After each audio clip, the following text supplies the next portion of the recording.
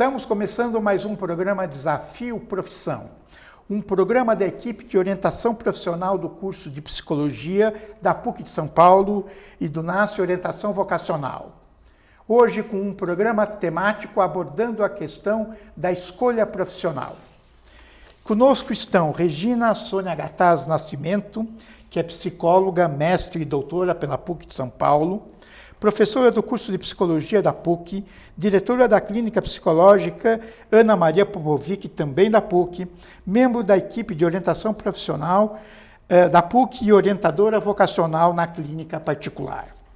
E Ana Mercedes Bahia Bock, psicóloga, mestre e doutora pela PUC, professora no curso de Psicologia e no pós-graduação em Psicologia da Educação, membro da equipe de orientação profissional do curso de Psicologia da PUC de São Paulo. Eu agradeço a presença de vocês. E hoje nossa temática, então, aborda a questão da escolha e vamos fazer algumas perguntas que são recorrentes quando os jovens procuram o serviço de orientação. Insegurança na escolha profissional. O que fazer? O que a gente poderia dizer a respeito disso? Bom, primeiro considerar que a situação da insegurança pode ser absolutamente comum, normal, não deve ser tomada como um grande problema, né?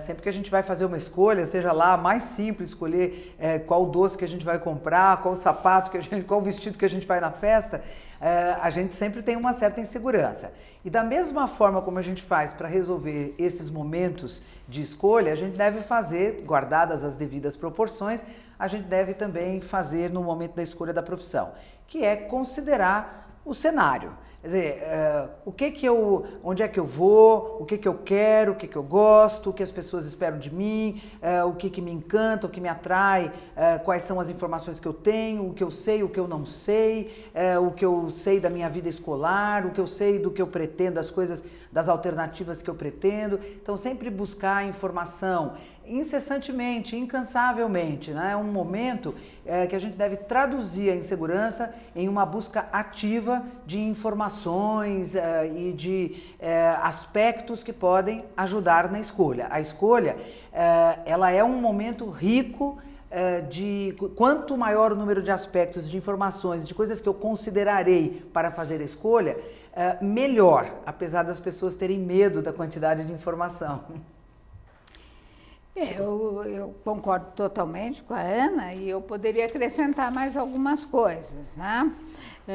A escolha de profissão é um momento onde, pela primeira vez, em geral, o jovem se depara com uma escolha grande, né? E que às vezes ele pensa que é para a vida toda, nem sempre é, né? Mas que na maioria das vezes ele deseja que seja para a vida toda e ele tem muita vontade de acertar, porque é bem verdade, a gente pode até mudar as escolhas, mas não é um processo tão fácil assim, ele requer um certo esforço. Diante dessa empreitada, né, que ele vai enfrentar, ele fica mais inseguro, evidentemente. Por quê? Porque também, por outro lado, existe a possibilidade dele poder fazer escolhas diferentes, tomar caminhos diferentes, e não existe uma resposta certa. Qual desses caminhos é o melhor? É melhor para quê? Né? Eu acho que aí entram aquelas questões que a Ana fala, né? Temos que fazer um levantamento global do cenário para a gente poder entender é melhor para quê, é melhor em que momento, é melhor para quem. Porque uma escolha de engenharia pode ser boa para uma pessoa, mas pode não ser boa para outra. Então, tomando todas essas questões, vem um momento de insegurança porque nem sempre o jovem ainda consegue resolver isso sozinho. Às vezes ele consegue, muitas vezes ele consegue, e leva algum tempo para ele tomar essa decisão. Não é assim, né? Usando o exemplo da Ana, entrou na loja de sapatos, tem 2, escolhe um e vai embora, né? É um processo que pode levar 6 meses, 1 ano. Quer dizer, os jovens, pela nossa experiência, começam a se questionar por volta do 2º colegial, vão para frente, vão até o 3º, alguns chegam na hora da inscrição, ainda não se decidiram, mas eu acho que é bom ter em mente de que não é um processo que de um dia para o outro ele vai tomar essa decisão.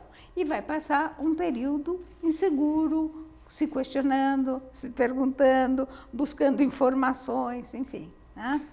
Então, quer dizer que vocês estão falando que a insegurança faz parte do processo. Não é uma anomalia, não é um problema psicológico, vamos dizer assim, profundo, mas ele é participante da decisão, né? Como o nome já diz. Eu diria que ele deve se preocupar quando a situação dele, vamos chamar psicológica, né?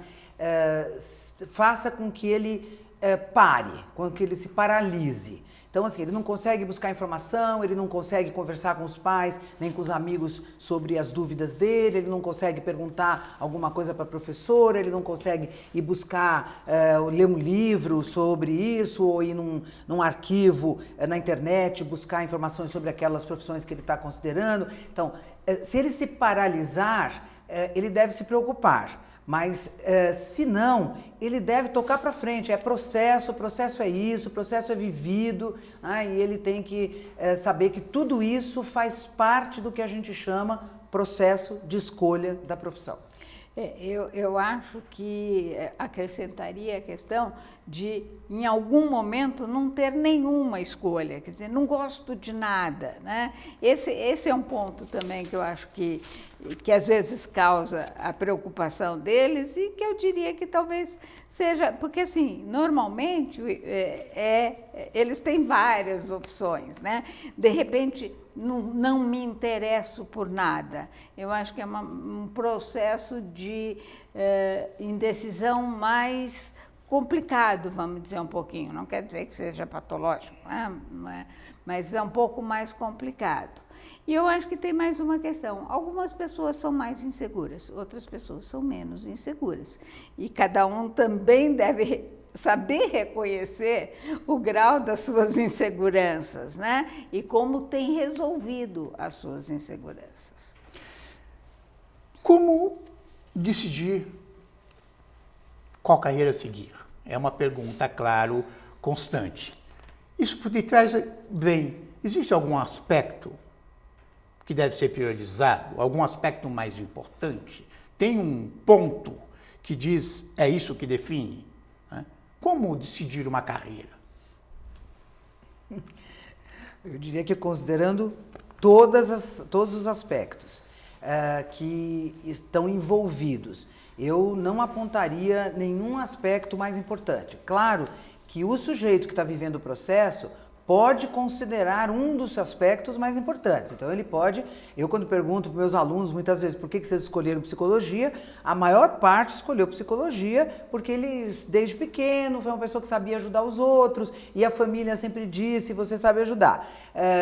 Isso ficou marcado e o leva à profissão. No entanto, não quer dizer que outros aspectos não tenham entrado, até porque ele, em algum momento, fez uma relação entre aquela ajuda, aquela forma de ser acolhedor com a psicologia. Então, ele conhece e tem informação. Então, eu acho que, assim, são muitos os aspectos, devem ser... Você tem informação sobre a profissão sobre a profissão é amplo, porque significa informação sobre o curso, as disciplinas que estão lá no curso, significa uma informação sobre o fazer que aquela profissão apresenta e que são muitos fazeres. Existem todas as possibilidades de cruzamento da profissão com muitas outras, com outras atividades que formam, né, a gente fala de carreiras jurídicas, a gente fala de letras, né? A gente usa até no plural porque são profissões que apresentam muitas possibilidades de atividade. buscar essas informações sempre, se pensar sobre o que eu gosto, quem sou eu, o que eu gostei de fazer na escola, o que minha mãe e meu pai esperam de mim, o que meus amigos vão fazer, que livro que eu gostei de ler, que filme que eu gosto de ver, tudo isto, como é a minha sociedade, o que ela me apresenta como mercado, né? Como se caracteriza o mercado, quais são as profissões existentes, tudo deve ser pensado como busca ativa de informações que enriquecerão o processo. No que eu posso também acrescentar aqui, concordo com a Ana, eu acho que é uma questão, vamos dizer, mais afetiva. Existe um momento em que nós tomamos todas essas decisões racionais.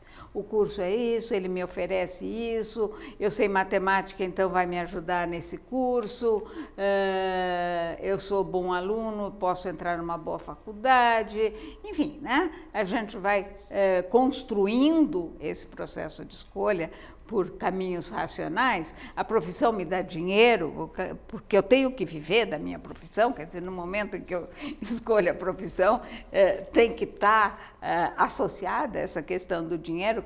Claro que para cada um a quantidade pode ser diferente, né? A expectativa, mas enfim, nós construímos algo que é totalmente racional.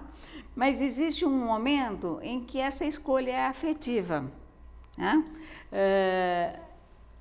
Alguma coisa que me faz gostar mais, me faz estar mais envolvido com essa escolha do que com a outra, né?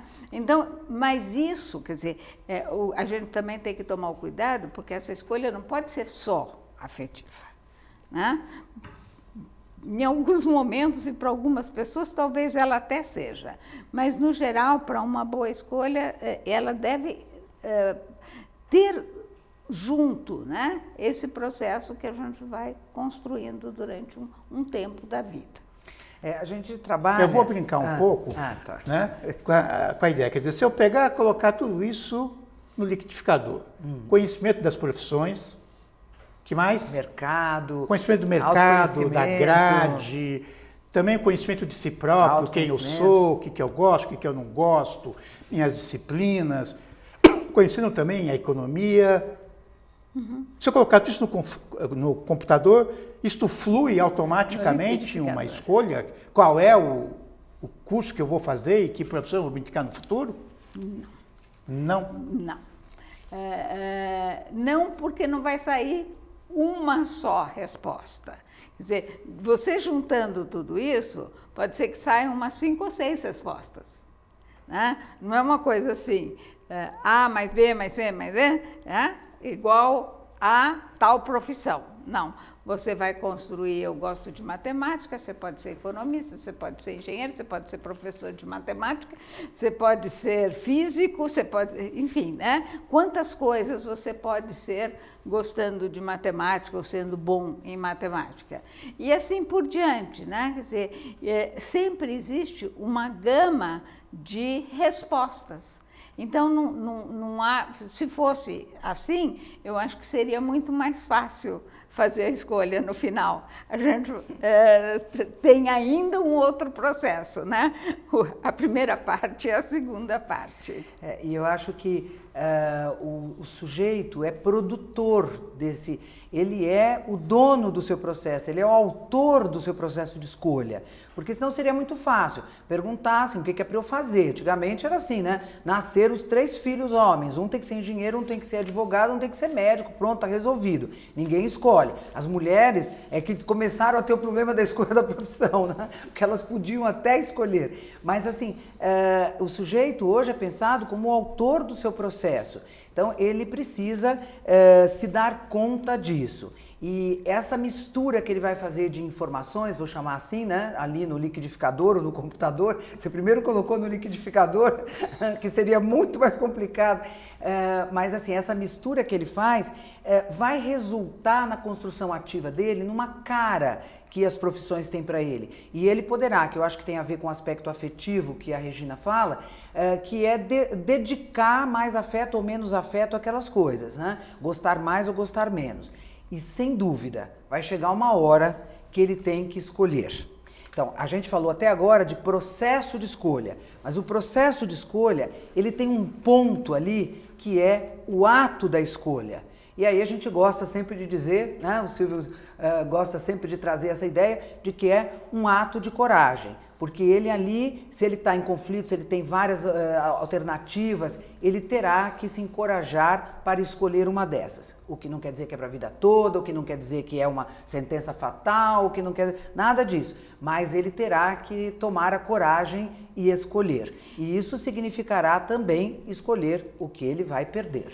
E eu acho importante levar a ideia de que essa escolha por uma faculdade não é o final, não é o ponto final, ela é o ponto inicial. Muitas vezes nós vamos construindo também durante o nosso percurso profissional. E eu costumo dizer que a gente pode ter desvios de rota ou correções de rota, né? Comecei por um caminho, mas o mercado abriu para um outro lado, apareceu uma novidade que me interessou muito. Quer dizer, a gente pode ir acertando no decorrer da vida. Não é uma sentença final a hora que eu decido qual vestibular eu vou prestar. Eu podia dar um exemplo até pessoal. Quem diria que eu que escolhi pedagogia, um dia fosse apresentar um programa de televisão? Né? Quer dizer, os caminhos são outros. Mas vamos pegar uma outra questão que preocupa os jovens, que é a questão de achar a profissão certa ou a profissão que ele se encaixa. A ideia do encaixe. Né? Quer dizer, que o indivíduo se encaixa na profissão, a profissão se encaixa no indivíduo. O que você tem a dizer? É isso mesmo? As profissões, as pessoas se encaixam nelas? Olha, isso foi uma ideia muito antiga, né? Já houve o tempo em que se pensava, né, no homem certo para a profissão certa, né? O lugar certo para o homem certo, enfim, né? Isso é uma coisa que vai há mais de 100 anos.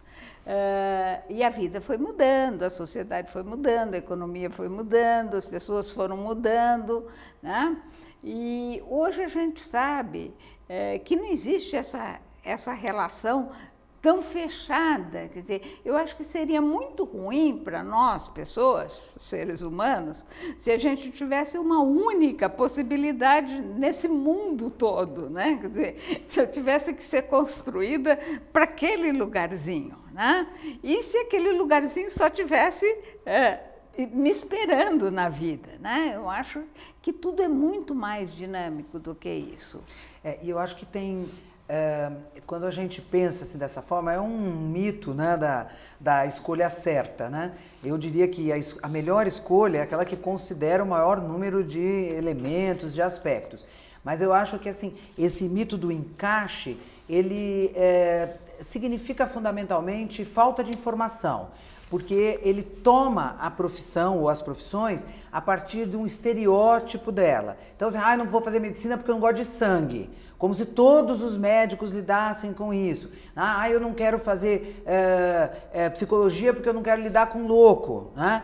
Então, assim, você toma, porque eu não quero construir, não quero ser engenheiro, porque eu não quero construir, eu não quero ser arquiteto, porque eu não sei desenhar. A gente pega, são estereótipos das profissões, são elementos simplificadores das profissões, que hoje, no nosso mundo moderno, estão altamente sofisticadas, as atividades são muitas, são riquíssimas, e eu acho até que com esse programa que a gente vem fazendo vai dar a possibilidade de se ver toda essa riqueza que as profissões têm. Mas o mercado de trabalho, quer dizer, quando você vai procurar emprego, se usa muito a ideia do perfil. Quer dizer, você não foi admitido no cargo porque o seu perfil não era o mais adequado, né? E hoje existem métodos de análise de perfil, às vezes até exagerados, né? Em programas de trainee, por exemplo, que a gente ouvi falar de avaliação desse perfil, né? Quer dizer, você não foi admitido porque tem uma pessoa que tem um perfil melhor que o seu para o cargo. Em geral, quando as pessoas comunicam que não conseguiram emprego, é por aí. O que vocês diriam sobre isso?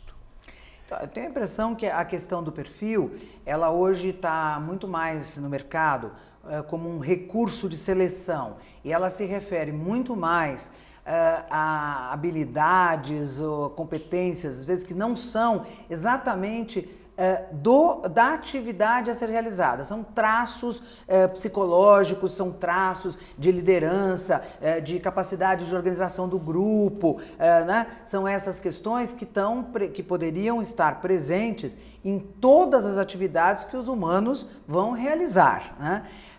E eu diria ainda que, infelizmente, né, a seleção de pessoal lida com traços desse tipo. É uma pena, porque você tem nessas seleções, você deixa muitas vezes, você nivela por baixo, você deixa de pegar pessoas que têm criatividade, que têm possibilidade de uma inovação no trabalho para pegar uma pessoa medíocre no sentido de estar na média. Acho que os perfis, os traços, eles sempre são tendências à mediocrização. Eu vejo bem ideias da... E você, Regina, o que você acha disso? Então, eu acho que podem ter algumas questões, como essas que a Ana levantou, mas eu vou até discordar um pouco de que sempre é uma mediocrização, no sentido assim, de que a empresa está procurando alguém para ocupar determinada função e dentro de uma dinâmica da empresa. Então, quando eles escolhem, muitas vezes eles falam, você não tem perfil para este local de trabalho. Nem sempre, eu acho que é importante, inclusive, as pessoas saberem que isso não quer dizer que necessariamente ela não possa ser uma secretária. Ela não pode ser secretária para essa empresa. Porque também, depois que fazem as seleções, os chefes costumam entrevistar os 2 ou 3 que ficaram selecionados. E tem uma escolha, assim, de com quem essa pessoa se sente melhor trabalhando, né? Então, isso ocorre muitas vezes nas seleções, e que não é uma abstração total. Queremos um perfil do quê? Quer dizer, queremos um perfil de uma pessoa que saiba tais coisas, que seja um pouco agressiva, mas que tenha bom relacionamento com as pessoas, enfim, é um conjunto de coisas. Então, não ter perfil pode ser assim, não ter perfil para ocupar aquele espaço, mas pode ser que numa outra empresa ele possa ter o perfil, né? Vocês acham, perguntando para a Ana e para a Regina Sônia, que todo mundo deveria fazer orientação profissional? Ou seriam só para aqueles que não conseguem decidir, que estão com dificuldade, se sentem inseguros? Eu acho que a orientação profissional pensada de uma forma, num campo educativo, num campo de estimular o sujeito a buscar o maior número de informações, a se ver como sujeito ativo, né, nesse processo, dono do seu processo, autor do seu processo, deveria ser uma possibilidade para a maioria. Nós vamos pensar, a escola deveria ter esse espaço. Penso que assim, não é obrigatório que as pessoas façam uma orientação profissional particular, procurada, mas assim, deveria ser política pública a ideia de orientação profissional, né?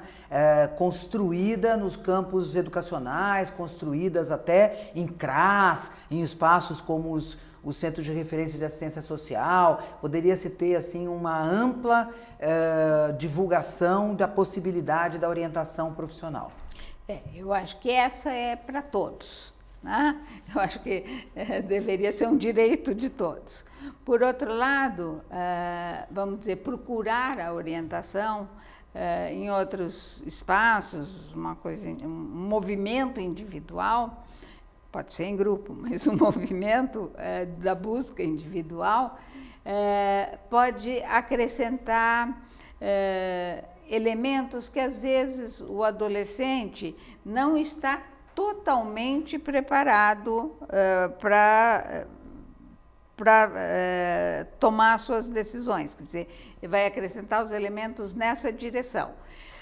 Não precisa todo mundo, eu acho que é uma coisa, né? Claro que não é todo mundo que precisa, ela só pode ajudar, e aqueles que têm vontade e que querem refletir mais sobre a escolha, porque não é só quando existe um problema na escolha, é uma procura para alguém que quer refletir um pouco mais, quer se aprofundar mais nesse processo. Essa ideia acho que é ótima. Quer dizer, não é de resolver problema a orientação profissional. A orientação profissional deve ser pensada como um enriquecimento do processo de escolha.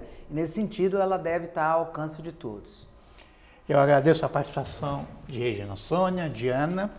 Certamente existem muitas outras perguntas na temática da escolha profissional que serão abordados em outro programa. Até o próximo Desafio Profissão.